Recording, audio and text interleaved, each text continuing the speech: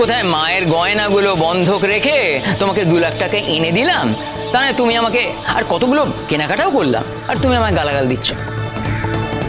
ঠিক আছে, মেনে নিচ্ছি, সবই মেনে নিচ্ছি, তবে তোমাকে তো আবার যেতে হবে, দেরি হয়ে যাবে তো।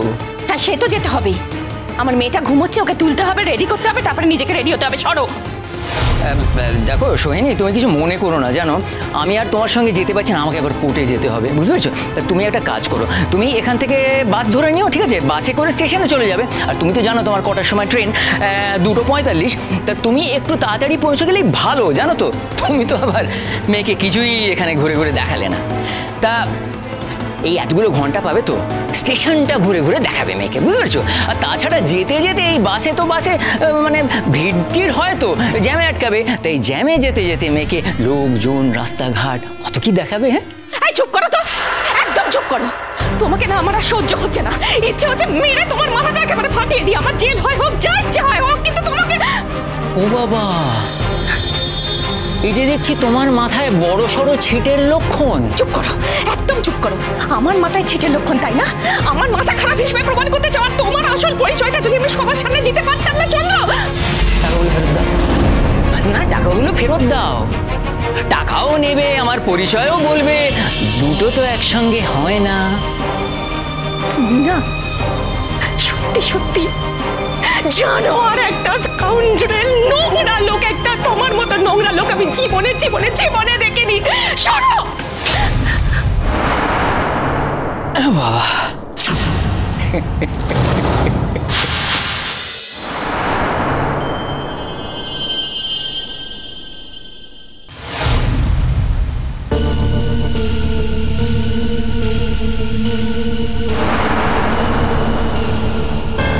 টাকাটা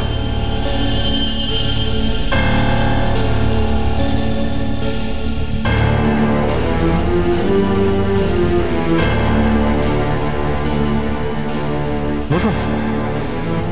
দেখেছো দিদি ভাই? হ্যাঁ, চোখ যখন আছে তখন সবই দেখতে পাচ্ছি বৌদি ভাই। ওরা আর কোনো লয়ার খুঁজে পেল না। হ্যাঁ,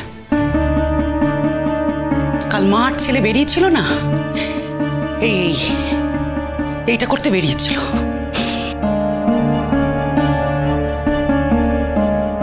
তুমি মায়ের বদলটা একবার দেখো। হ্যাঁ, তুমি চিন্তা করতে পারছো?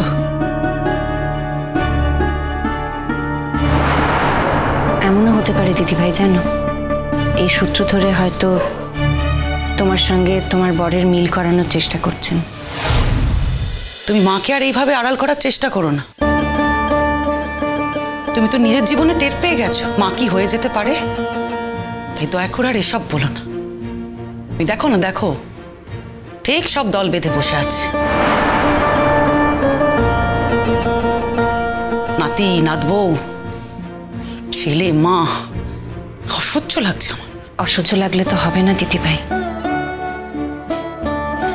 আমার বিরুদ্ধে আমাকে সায়স্তা করবে বলে ওরা সমস্ত রকম অস্ত্র সাজিয়ে রেখেছে। আমরা কি এখানে কম লোক আছি নাকি? হ্যাঁ, আসুক না একবার, আচ্ছা করে দেবো একবারে। এর নিজের জীবনে ঠিক ঠিকানা নেই, কি করেছে না করেছে সে এখন আবার অন্যের বিচার করবে। চালুনি করে ছুঁচের বিচার। নিজের বউকে কোনোদিনও দাম দিয়েছে যে এখন অন্যের হয়ে কথা বলবে? আবার বিয়ে ভাঙার বিপক্ষে কথা বলবে। তাহলে নিজের বিয়েটাকে এইভাবে রেখে দিয়েছে কেন এতদিন? এখন রাগারাগি করো না দিদি ভাই, এখন মাথা ঠান্ডা করার সময়। নতুন দাও যে কেন এখনো আসছে না বুঝতে পারছি না।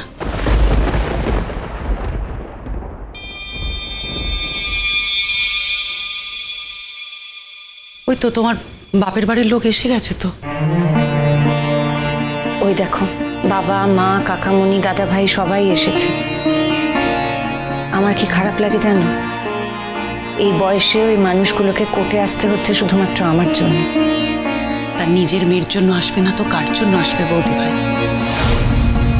সবাই কি আমার মায়ের মতো নাকি? এসেছেন ওনারাও বেশ করেছেন। আর এই কি বলছো বয়সের কথা? হ্যাঁ, তোমাকে যে এই বয়সে কোর্টে আসতে হলো, এটা কি খুব কাম্য ছিল? আর সব করতে হচ্ছে এই শয়তান ছেলেটার জন্য। এই ছেলেই যখন মাকে চিবড়ে করে দূরে সরিয়ে দেবে না, তখন মা মজাটা টের পাবে। আর অদ্ভুত লাগছে কি বলতো, বউ আর বাচ্চাটাকেও তো পাঠিয়ে দিল, আর ওরাও কয়েকটা টাকা পেয়ে লেলা করতে করতে চলে গেল।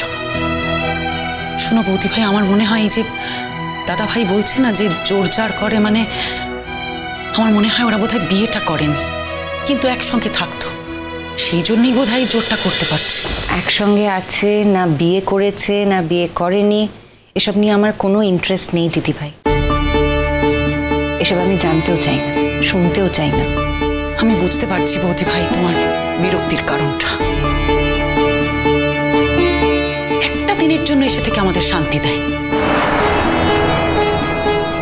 সমানে সবার কাছে শুধু নাটক করে গেছে, নাটক। ও বুঝতেই পারছে না যে ওর নাটকের কোনো দাম নেই, অন্তত আমাদের কাছে। ওর মার কাছেই খালি নাটক দেখায়, তো দেখাক, দেখি না এই নাটক দেখিও কত দূর যেতে পারে। কিরকম শেয়ানা লোক দেখো, ঠিক খুঁজে খুঁজে এই লোকটার কাছে গেছে। জানে তো ভালো করে না আমাদের ওপর এই লোকটার কিরকম রাগ, জানে তো ভালো করে এই লোকটা আমাদেরকে শায়েস্তা করার জন্য সমস্ত রকম অস্ত্র ব্যবহার করবে। দেখো, যা সত্যি তা সত্যি, যা কপালে আছে তাই হবে। তবে একটা কথা আমি বুঝে গেছি দিদি ভাই, জোর করে আমাকে কেউ এই লোকটার সঙ্গে রাখতে পারবে না। হ্যাঁ, ডিভোর্সটা হয়তো আটকাতে পারবে, কিন্তু আমাকে জোর করে এই লোকটার সঙ্গে আটকে রাখতে পারবে না। কিন্তু ডিভোর্সটাই বা আটকাবে কেন? এইরকম একটা বাজে লোকের সঙ্গে তোমার নাম জড়িয়ে থাকে, এটা হতে পারে না। দেখা যাক কি হয়। আমাদের লয়ারটাও তো বড্ড বাচ্চা মেয়েকো।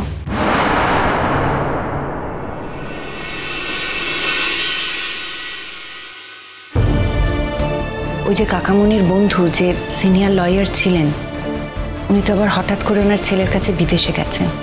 যাওয়ার আগে এই মেয়েটিকেই রেফার করে গেছে। মেয়েটি নাকি এখন খুব ভালো কাজ করছে। কিন্তু বৌদি ভাই, ছোট বলে অবহেলা করো না।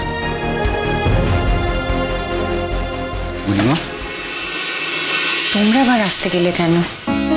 আমরা আসবো না তো কে আসবে রে? আমরা তো তোর সব থেকে কাছের লোক। কি বলছিস রে তুই বুড়ি?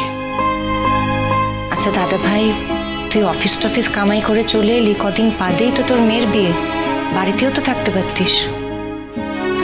শোন বুড়ি, আমার কাছে সবচেয়ে বড় প্রায়োরিটি হচ্ছে আমার বোনকে অসম্মানের হাত থেকে বাঁচানো, বুঝতে পেরেছিস? আসুন, আমার মেয়ের বিয়েটা না আমি নিজে ঠিক করিনি, সুতরাং এই বিয়েতে আমি খুব বেশি ইনভলভ হতেও চাই না। দাদা, তোমরা কিছু বসো, আমি কত বলছি। কাকামণি, এতদিন পর তুমি বিদেশ থেকে এলে, অথচ দেখো একটুও শান্তি পেলে না। যাতে শান্তিটা পাকাপাকিভাবে থাকে সেই লড়াইটাই তো করছি। তবে আমার যে বন্ধু লয়ার, সে আবার ঠিক এই সময়টায় বিদেশে চলে গেল, সেটাই আমার একটু চিন্তা। এই যদি ঠিক মতো কাজ করতে না পারে, তাহলে মাঝপথে আমরা লয়ার বদলে ফেলব। তুমি বসো না কাকামণি। হ্যাঁ বসছি, কিন্তু স্বতন্ত্র তো এখন এলো না।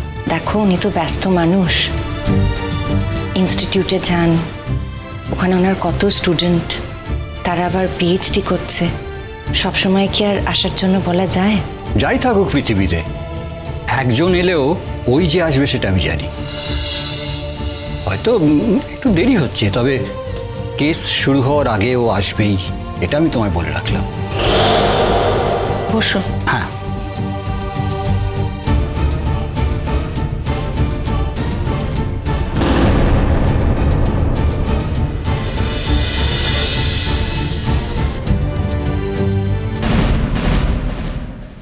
চিরসখা হে